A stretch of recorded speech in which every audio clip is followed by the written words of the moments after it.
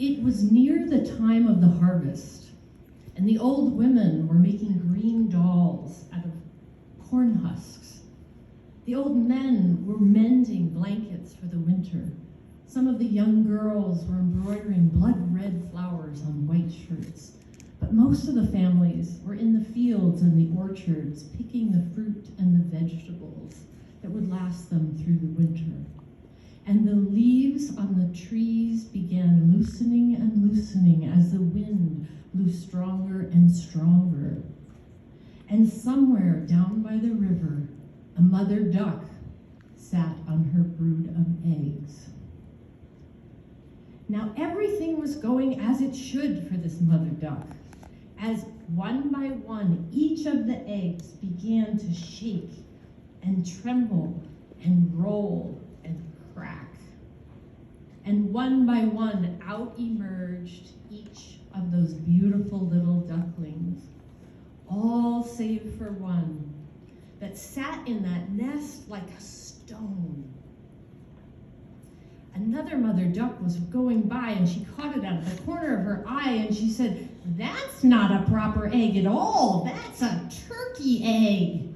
I wouldn't spend another minute sitting on it." But the mother duck had been sitting so long and she thought it would do no harm to stay sitting just a little bit longer. And her patience paid off, because the very next day, that big egg began to tremble, and fissures came, and it began rolling, and one, by piece, out emerged a most ungainly creature. It had translucent skin and curly blue and red lines all over its body. It had yellow eyes and enormous purple feet. And when the mother duckling beheld what came out of this egg, she looked and she looked up and down and left and right, and she couldn't help but declare it ugly. But when it took to the water, it swam straight and true, just like all the rest of her ducklings. And after a while, she felt a little protective of him. And she thought, in the right light, he's okay. But the other ducklings and all the other creatures in the farmyard just picked on the ugly duckling mercilessly, just pecking at him and teasing him, so much so that what he learned was how to zig, zag, this way and that way backwards. And like many others who feel like they don't belong, the ugly duckling learned very quickly how to make himself very, very small. He kept his elbows close to his side. He hid in the reeds as much as possible. And he learned how to be very quiet. But this strategy didn't work. And those farmyard animals and those other ducklings would find him. And after one particularly bad day, where he was pecked to the point of bleeding and tufts of his downy fur were missing, he came bedraggled home, bereft, in despair, to his mother. And his mother was overwhelmed, and his mother couldn't protect him any longer. And she looked right at him and she said into his eyes, "I wish you were never born. I wish you would go away." Well, that night, the ugly duckling got up on his big purple feet, and off into the wide world he went. And he traveled through hedgerows and meadows and forests and ponds, day in, day out, until he finally collapsed out of abject fear and exhaustion right in front of a hovel. And the people inside were so poor that the door was held on by a string, and there were more spaces than planks in the wall. And inside lived a raggedy woman, an uncombed cat, and a cross-eyed hen. Well, the ugly duckling thought, surely I'll find a home here. And so he was welcomed in because the raggedy old woman thought, maybe this duckling will be laying me some eggs. And if it doesn't, I'm going to eat it. But as soon as he arrived in this house, he knew no peace. For the uncombed cat and the cross-eyed hen began right away pecking him, teasing him, asking him, what are you good for? You don't even catch mice. You don't lay eggs. What are you good for? And they finally looked at him and said, what do you actually like? And he thought about it and he said, I like being under. I like being under the blue sky and under the blue water. But this was not a good answer, according to the uncombed cat and the cross-eyed hen, and they renewed their efforts to bully and to pester and to abuse him until finally he picked himself up on his big purple feet and out he went into the big cold world again. And it just so happened that the cold winds of winter frost were coming, and he went into a pond and swam around in desolation all by himself. When what should he see but overhead a huge flock of the most beautiful creatures he had ever seen in his life. And there was something deep inside his soul that called him and pulled him up towards them. And he tried with all his little might to lift his beak, but all he could manage was a croak. And they kept flying on, and the poor little duckling swam to the bottom of the pond, shuddering, never having known such love and such desperation and such sadness all at once. Well, as that cold winter blew in the snow, the people were walking through waist snow deep to go milk the cows. And the men were walking around under starry skies that were cold, looking for lost sheep.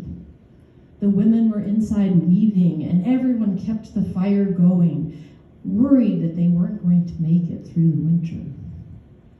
But our little ugly duckling swam faster and faster and faster in circles because the pond was closing in around him. Until one day he woke up with his big purple feet completely encased in ice.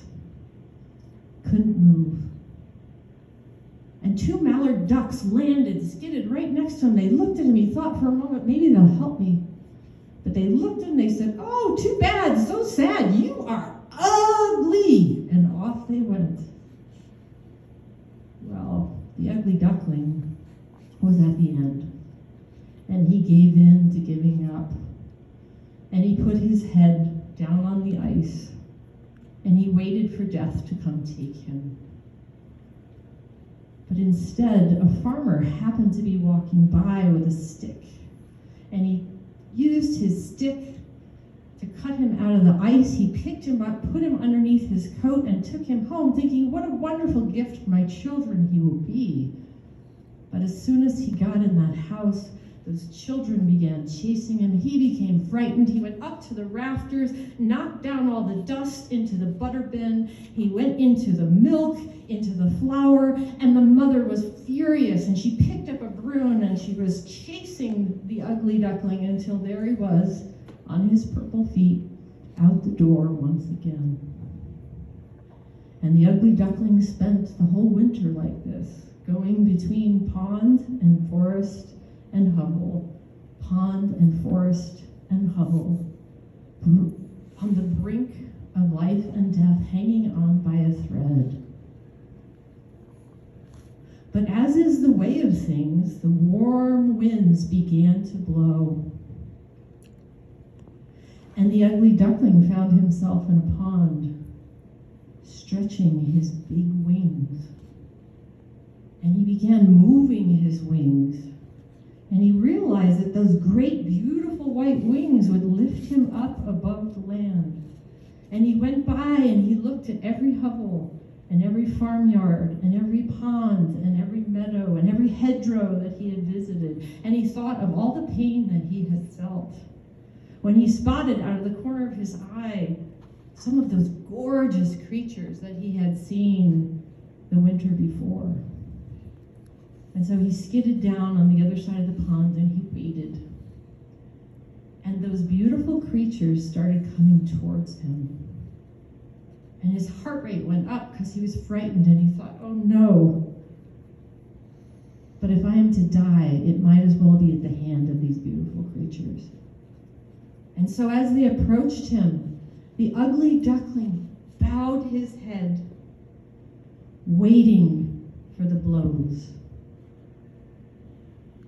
And he waited. And no blows came. And when he opened his eyes, he saw there in the pond his own reflection. The long black slow eyes, the fluffy white plumage, the distinct curves of a swan. He was a swan. His egg had rolled into the wrong nest. And those to whom he belonged circled around him over and over, reaching out their feathers to touch him with love. And he felt a sense of belonging, and he felt a sense of soulfulness and a life and power as never before. And the little kids saw that there was a new swan at the pond, so they told everybody about it, and they said, come down. And so the old women came down and they unbraided their hair. And the old men came and they sat around talking about how long war is and how short life is. The mothers and fathers took time out from their chores to be with their families. The young boys picked up handfuls of emerald water and splashed the little girls whose cheeks blushed red as salmon. But because of seasons and the life, death, life nature of reality, they all danced away. The grandparents danced away. The mother and the father danced away. The children even danced away. And our ugly duckling danced away, leaving nothing but us and the changing wind and another mother duck down by the river sitting on her brood of eggs. Thank you.